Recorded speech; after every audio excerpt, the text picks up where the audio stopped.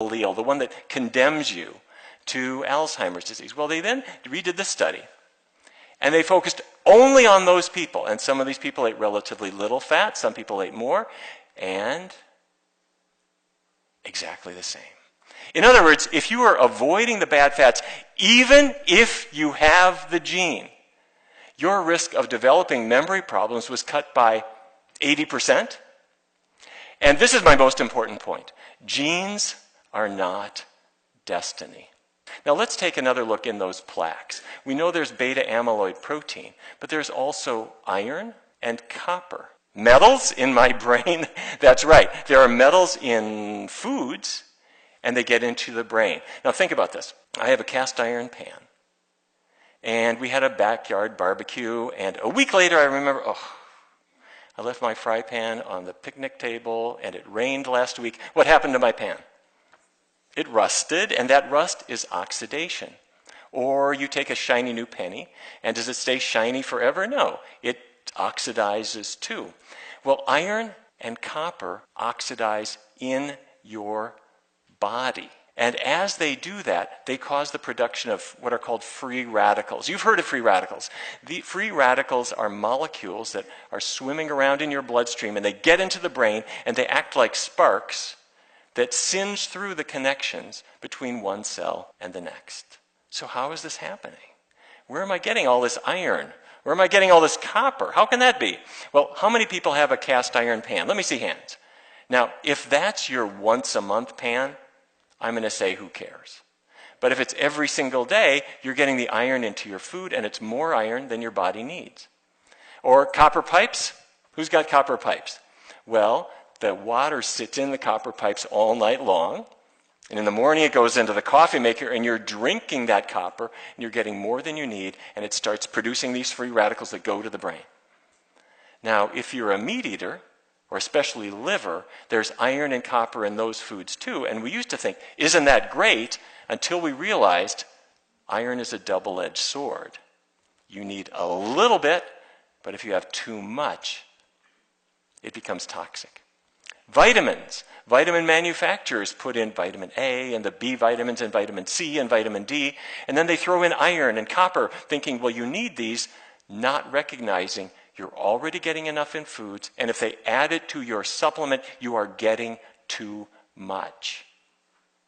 Okay, so what am I saying? What am I saying is, aside from the fact that the saturated fat and the trans fats will increase our risk, these metals will too, and they are causing sparks to form in the brain, free radicals to form, that singe through the connections. And if that's the case, then I need a fire extinguisher. And we have one, and it's called vitamin E. Now, vitamin E is in spinach, and it's in mangoes, and it's especially in nuts and seeds. And in Chicago, some people eat a little bit of it, and some people eat a lot of it. And the beauty of this is vitamin E is an antioxidant. It knocks out free radicals. And so if what I'm saying is true, then the people in Chicago who ate only a little bit of vitamin E would be at much higher risk than people who ate a lot. And that's exactly what the research showed. People getting 8 milligrams a day of vitamin E cut their risk of Alzheimer's by about half compared to people getting less than that. Okay, how do I get that? Well, it's very, very easy. Run to the store and just buy a bottle of vitamin E pills. No, I don't think so. And here's why not. Nature has 8 forms of vitamin E that they build into. It's built into nuts and into seeds, but if I put it into my supplement pill, I can legally call it vitamin E if it has only one form. And if you're eating too much of one form of vitamin E, it reduces your absorption of all the others. So you want to get it from food. That's the form that nature has designed for us, and that's the form that we've evolved with. Okay. Now, we can go a step further. Oh, by the way, I forgot to tell you. How much should I have? If I put some nuts or seeds into the palm of my hand, by the time it hits your fingers, that's just 1 ounce. And that's about 5 milligrams of vitamin E right there. Now, the trick is, don't eat it, because if you do, you know what happens if you have those nice salty almonds and you've eaten them?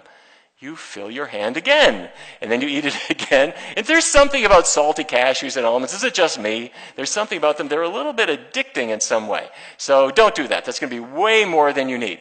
The answer is pour them into your hand and then crumble them up and put them on your salad or put them on your oatmeal or on your pancakes or something. Use them as a flavoring, not as a snack food, and there you're going to be okay. All right, researchers at the University of Cincinnati went one step further. Not just saturated fat, not just trans fats, not just vitamin E, but they said, what about color? Look at blueberries and grapes. That color that they have is dramatic. And the colors of blueberries aren't just there to make them pretty. Those are called anthocyanins. They brought in a group of individuals into a research study. Average age, 78, and everyone was already having memory problems. And what they asked them to do was to have grape juice, a pint a day. A cup in the morning, a cup at night. Okay.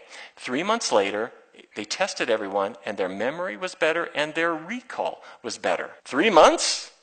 That sounds too easy. How can that be? Well, think about it. A grape has a rough life. A grape has to sit on the vine all day long under the sun and exposed to the elements, and it has no protection. Or does it? That purple color, those anthocyanins, happen to be powerful antioxidants, just like vitamin E, but they're the grape form. And if you consume them, they go into your bloodstream. And if that's true, it doesn't have to be grapes. It could be anything that has that color, like blueberries. So back into the laboratory, a new group of patients, they came in, they all had memory problems, and 3 months on blueberry juice, their memory was better. Their recall was better. Now, the moral of the story is not to have grapes and blueberry juice and grape juice. No, the answer is color. If you look at the colorful foods, there's an important lesson there for us. You walk into the grocery store, and from 100 feet away, looking at the produce department, you can recognize beta-carotene, lycopene, anthocyanins. Your retina can detect them because that's the orange color of a carrot or the red color of a tomato or the purple color of a grape. And the brain also tells you they're pretty, they're attractive. You can recognize antioxidants, you're drawn to them. So back in 2009, my organization, the Physicians Committee for Responsible Medicine, went to the Department of Agriculture. And we said, this is important. Let's throw out the pyramid. The pyramid was a nice shape, but it had a meat group and it had a dairy group, despite the fact that people who don't eat meat or dairy products happen to be healthier than people who eat them. And also, who eats off a pyramid anyway? We eat off a plate.